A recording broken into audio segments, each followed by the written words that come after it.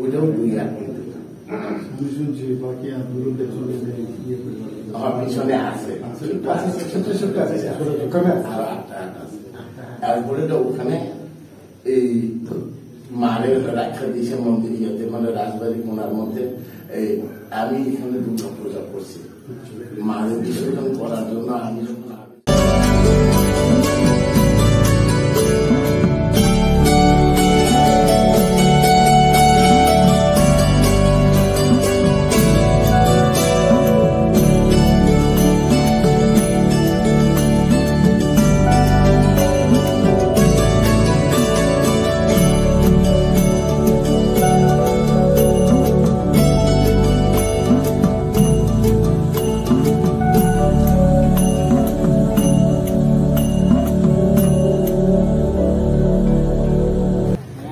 সবসময় একটা ভাবনাই ছিল, চিন্তাই ছিল কবে জানি যাব।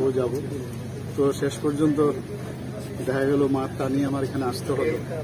তো এসে অত্যন্ত আমার আনন্দ লাগলো এবং অনেক কিছু শুনলাম এই মার মহিমা এবং এই আশ্রমের মহিমা। তো এখানে আমাদের সাথে মহারাজজি আছেন। মহারাজজি পুরো বিস্তৃতভাবে আমাকে বললেন কিভাবে এই মন্দিরটা এখানে হলো এবং ওনাদের আরও অনেকগুলো জায়গায় আছে এই আশ্রম, তো প্রায় 24টা জায়গায়। তো সব জায়গায় উনি পরিশ্রম করে এই আশ্রমগুলো করেছেন ভগবানের আশীর্বাদে। তো আমি এখানে এসে একটাই কথা বলবো যে আমি ত্রিপুরাবাসীর জন্য আমি ভগবানের কাছে প্রার্থনা করেছি শান্তি সম্প্রীতি যেন বজায় থাকে এবং ত্রিপুরার জন্য শ্রেষ্ঠ ত্রিপুরা আমরা বানাতে পারি, সেই প্রার্থনাই আমি ভগবানের কাছে করেছি। আজকে অমরপুরে তো আমি অনেকবার এসেছি, তো এটা নতুন কিছু না, কিন্তু এই আশ্রমে আমি আর আসি। তো এখানে কিছু ডেভেলপমেন্টের এই আশ্রমের বিষয়ে আমার গোচরে এসেছে, যেটা আমাদের তরফ থেকে আমরা কিভাবে সাহায্য করতে পারি নিশ্চয়ই আমরা করব।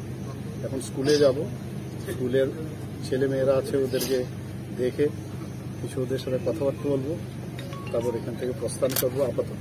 স্যার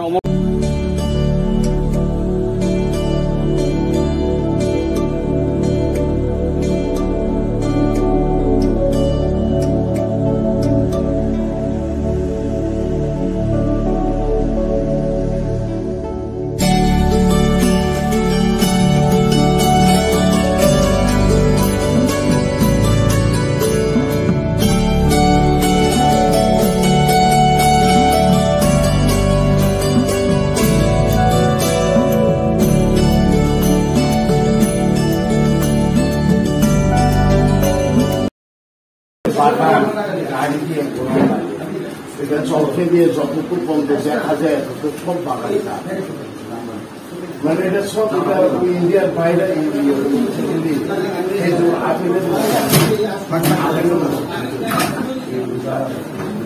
তারপরে ওখানে আমাদের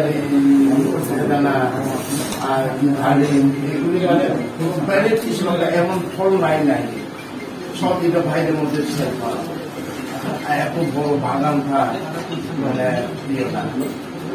আমরা এখানে